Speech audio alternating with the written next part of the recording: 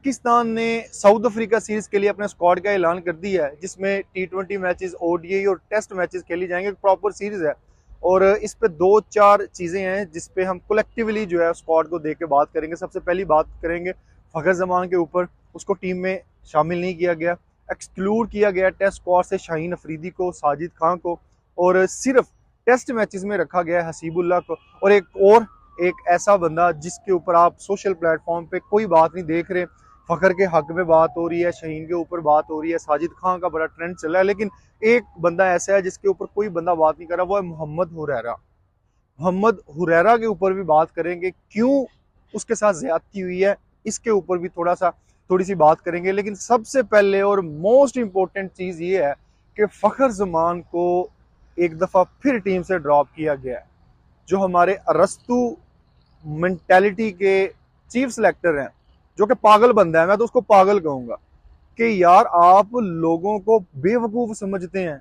लोग भेड़ बकरी हैं जो क्रिकेट का शौक रखते हैं, दर्द रखते हैं, जिनकी खुशी गमी क्रिकेट के साथ जुड़ी है, उनके जज्बात के साथ आप किस तरह खेल सकते हैं। फखर जमान, अगर मैं किसी अंधे को, बैरे को, लूले, लंगड़े, दीवार, किसी परिंदे को भी पूछूंगा भाई पाकिस्तान का सबसे बड़ा मैच विनर कौन है व्हाइट बॉल फॉर्मेट में, वो फखर जमान का नाम लेगा। आप वोट करवा लें, आप ग्लोबली किसी से पूछ लें कि पाकिस्तानी जो व्हाइट बॉल फॉर्मेट की क्रिकेट है उसमें सबसे बड़ा मैच विनर कौन है, वो है फखर जमान।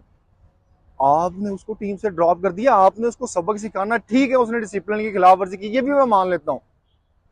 ओ भाई, एक सीरीज आपने हार ली है, वो आपका फ्लूक लगा है जो आप 2-1 से हारे हैं। उनके सारे मेन जो प्लेयर्स थे वो बीजीटी सीरीज की प्रिपरेशन में मसरूफ थे, आप जीत गए। टी20 में क्या हुआ आपके साथ, आप करीब करीब तक नहीं, 3 टी20 मैचेस खेले जाते हैं, आप उनमें कुछ भी नहीं कर पाते। क्यों भाई, आपने फखर को टीम में नहीं रखा। और भाई इस पे कोई बहस नहीं बनती यार। जो नॉन क्रिकेटिंग लोग हैं उनसे पूछ लें कि वो किसको देखना पसंद करते हैं पाकिस्तानी टीम में। आपको 2-3 वर्ड मिले हैं जो आपने हर तरफ फैलाए होते हैं, intent intent intent, update cricket, चक्के छक्के चौकों वाली क्रिकेट।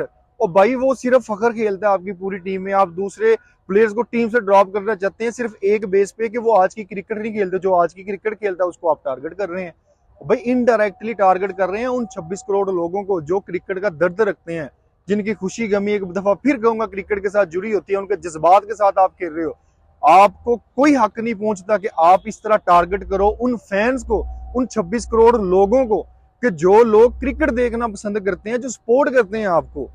आप फखर को टीम से ड्रॉप करे हो यार, लानत हो आप पे, 100 करोड़ दफा लानत हो आप पे कि आप अपनी पर्सनल सेटिस्फेक्शन के लिए कि उसको सबक सिखाना है, आप 26 करोड़ लोगों का दिल दुखा रहे हो। आपको शर्म नहीं आती कि आपने एक सीरीज हारी है, सीरीज पूरी हारी है आपने, और आप सबक नहीं सीख सके उससे कि यार चलो ठीक है गलती उसने की, ये भी मैं मान लेता हूँ, चलो गलती की उसने, एक उसको सबक सिखा दिया, अब आगे मूव ऑन करना चाहिए। आगे चैंपियन ट्रॉफी है, बड़ा टूर्नामेंट है, यही तो फर्क है आप में। ये छोटी छोटी चीजें लेके बैठ जाते हैं, बाद में मुंह उठा के कहते हैं असि चैंपियन ट्रॉफी नहीं जीत सकते, असि वर्ल्ड कप नहीं जीत सकते। लानत तुम पे, तुम क्यों जीतोगे जब इस तरह अपने प्लेयर को टारगेट करोगे। जो प्लेयर आपको एक टूर्नामेंट जीता है पिछले 20 सालों में, वो किसने जितवाया फाइनल आपको। आप तो जग की तरह बैठ जाते थे, पूरे कैरियर में आपको कोई अचीवमेंट नहीं है आपकी, आप बैठे हो रस्तू बन के।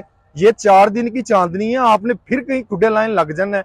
4 रुपए की खातिर आपकी अकड़ जो है वो नहीं देखने को जो है वो समारी कि यार आप किस तरह उसके साथ। डियर पीसीबी, डियर सिलेक्टर और चेयरमैन, शर्म से डूब मरो। अगर आपको कोई सीट मिली है उसको जस्टिफाई नहीं कर पा रहे, इस्तीफे दे के घर चले जाओ। पाकिस्तानी अवाम के जज्बात के साथ ना खेलो। लोग प्यार करते हैं क्रिकेट से, क्रिकेट को ऊपर जाता हुआ देखना चाहते हैं। ये अपने मसले अपने पास रखो। मैंने शुरू में ये बात कही थी जब पीडीएम आई थी कि यार ये मनूस गवर्नमेंट ने क्रिकेट के साथ भी वैसे करना है जो पाकिस्तानी मैशियत और पाकिस्तान के लोगों के साथ इन्होंने किया है। पाकिस्तान में मजमूई तौर पर मनुसियत छाई है, क्रिकेट थोड़ी बेहतर थी, क्रिकेट पे भी ये चीज आ गई है और ये फोर्सफुली ये लेके आए हैं कि हुन असी बदला लांगे। ये बदले ले रहे हैं पाकिस्तानी अवाम से कि भाई बाकी चीजों में तो इंटरेस्ट खत्म कर दिया लोगों का, अब क्रिकेट में भी जो है इंटरेस्ट खत्म कर रहे हैं। और क्रिकेट में इंटरेस्ट खत्म ही है जब आपका main player match winner team में नहीं होगा। आप क्यों देखोगे यार टीवी लगा के अपना काम शाम छोड़ के, अपने इतने इंपॉर्टेंट लोगों के आजकल जो है 2 वक्त की रोटी नहीं मिल रही, वो उसमें भी टाइम निकाल के टीम को सपोर्ट करते हैं, मैच देखते हैं।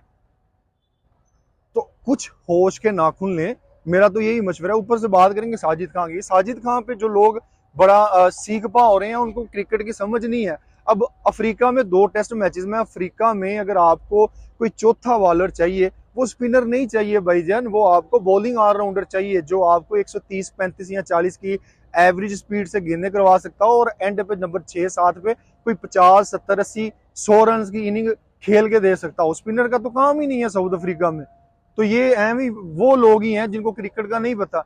उसके बाद हसीबुल्ला की बात करेंगे कि हसीबुल्ला को अभी इन्होंने टेस्ट मैचेस में डाला है, तो वो भाई डॉन जो बैठा है अब कप्तान, उसने इसको कहाँ पे खेलने देना है। तो T20 और वनडे में उसको अगर खिलाते थे, वो ओपनर था, उसको 6 7 में भी खिला देते थे। एक आध मैच दिया, वो परफॉर्म नहीं कर पाया, तो अब उसको भी साइड लाइन करेंगे, क्योंकि वो नेक्स्ट कंटेंडर है, उसमें पोटेंशियल है, उसमें टेम्परामेंट है, वो टेक्निकली बड़ा जो है वो स्ट्रॉन्ग है। तो उसको अब ये खुदे लाइन लगाएंगे रिजवान। हसीबुल्ला को जो है वो कॉर्नर्ड किया जा रहा है असल में, ना तो उसको टेस्ट मैचेस में खिलाया जाएगा, और उसको पहले भी आपने जो है नंबर 6 7 पे खिला दिया गलत फॉर्मेट में। अब उसको कॉर्नर्ड करेंगे, क्योंकि जो डॉन है वो कैप्टन है, वो कभी भी उसको आगे नहीं आने देंगे जिस प्लेयर में कैपेबिलिटी है जो आगे जाके सर्व कर सकता है। दूसरी चीज ये कि सुफियान मकीम को कंग्रेचुलेशंस इन एडवांस कि भाई उसको ओडी फॉर्मेट में जगह दी गई है। अच्छा बॉलर है, आहिस्ता आहिस्ता सीखेगा, इसके ऊपर इन्वेस्ट करने की जरूरत है। जब आप इन्वेस्ट करेंगे तो ये पे बैक भी करेगा। और एक और बात कि जिन प्लेयर्स पे हमने इन्वेस्ट किया है उनसे काम लेने का वक्त आया है। हमने उनको ड्रॉप कर दिया है। ड्रॉप किसको कर दिया है? इमाम को, जिसकी 50 की तकरीबन एवरेज है। फखर को ड्रॉप कर दिया है, जिनके ऊपर हमने 4 5 साल जो है इन्वेस्ट किया, और हमने देखा कि इनकी परफॉर्मेंसेस आपके सामने थी। आईसीसी रैंकिंग में टॉप 10 में 3 पाकिस्तानी प्लेयर शामिल होते थे। बाबिर होता था, फखर होता था, इमाम होता था। और हमने पिछले 4 5 सालों में देखा कि ओडीआई में नंबर 1 हम आए।